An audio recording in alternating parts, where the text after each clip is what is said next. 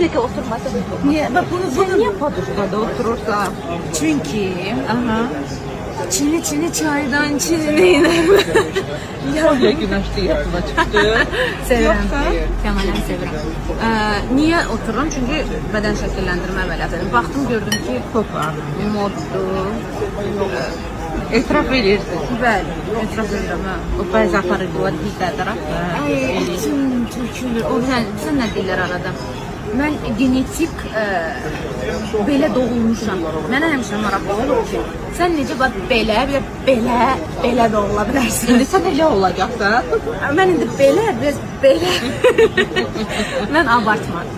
Mən gözəl, qəşəng. Niyəzli. Vüsal doktoru da salamlayırıq. Nigar, bax, nə vadar elədi sən ki, əməliyyat eləyəsən? Ay, yəni bax diqqət elə, ətrafda bütün qızlarımız maşallah çox gözəldirlər. Yəni adam özünü də kompleksdə hiss edir. Açıq, mən həmişə açıq danışmışam, açıq da deyirəm. Bu əməliyyatın bir dənə belə şey var ki, oturmaq biraz çətin olur, amma ki Nə qədər otura bilmədi? 35 gündür. 35 gündür. Amma belə deyim, vadar eləmək odur ki, hamı çox gözəldir, efir adamları yox. Yəni çıxırsan paltarı giyinə bilmirsən.